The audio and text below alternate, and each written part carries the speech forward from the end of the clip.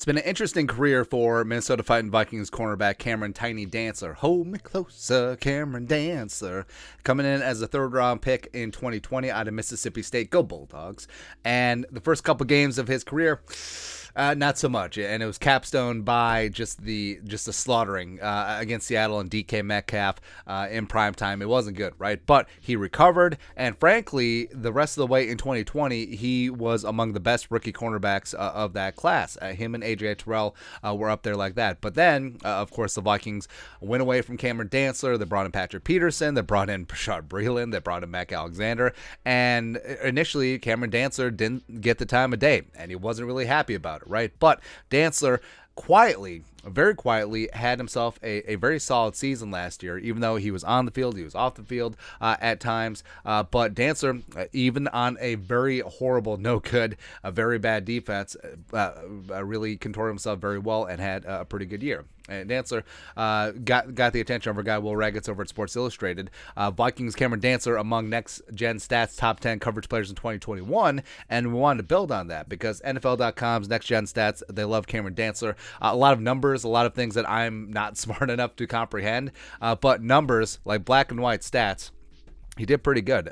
So we got the stat, we got the number, and we got the NFL cornerback ranking amongst qualified players. So quarterback rating when thrown at 70.3, 10th in the league, which is pretty damn good. PFF grade 73.8, 16th, as well as a PFF run defense grade numero uno, 90.8. And I mean, Dantzler had to make a lot of plays in the run game because for some whatever reason, the Vikings run defense last year was very poopy. Even though the talent is there. I just really didn't get it. Reception percentage, so times that he's targeted and times that the receiver makes a catch, 52.4%, tied for 8th best in the league. His EPA, expected points added, or whatever, Environmental Protection Agency, I don't care, negative 18.2, which is 10th. Apparently that's good. Pretty good. Now, impact cornerback rating. This one is interesting because I love stats, and I love stats that are derived from other stats. So, Pro Football Impact's cornerback ranking ratings. Now, from what I've gathered, it's a mashup of like PFF grades and QBR and other numbers, and add a niner in there. I don't know, but Dantzler, however they calculate it, he's amongst really phenomenal companies. So he's rated 6th in the league at 83.32, ahead of J.C. Jackson, ahead of Christian Fulton, ahead of Carlton Davis and Jamel Dean and Marshawn Lattimore. So it's pretty good. Pretty good.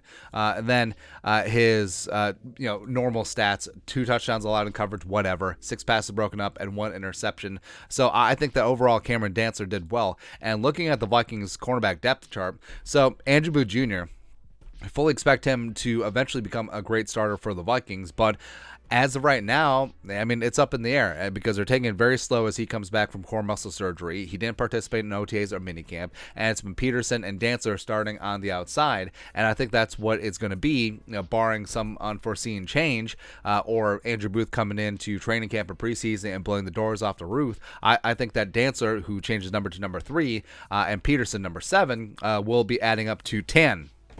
Which doesn't make any sense. But I do think there will be Dantzler and Peterson on the outside. And if Booth does get in, I mean, potentially Booth could win the slot cornerback job as well. He does have those traits. And the Vikings, I mean, with Booth in the slot, think of Booth, Peterson, and Dantzler. That's a lot of cornerback length with your trident of corners. So I frankly love to see that. Plus, Sean Don, Harrison Hand, Harrison Boyd, etc. They're all in the mix as well. Plus the rookie Caleb Evans, another lanky cornerback, 4th-round pick out of Mizzou. So I think that Dantzler, the world is his oyster right now, and I think that Dantzler is going to be another year absorbing the knowledge from Patrick Peterson. I think that he will thrive in the Ed Donatel scheme. Remember, Donatel has a defensive back background, so he knows the ins and outs of the cornerbacks and the safeties, and Dantzler is going to benefit from that. Plus, overall, the secondary will completely benefit from a prodigious pass rush. Even though Vikings pass rush was pretty damn good last year, this year it's just going to be biblical.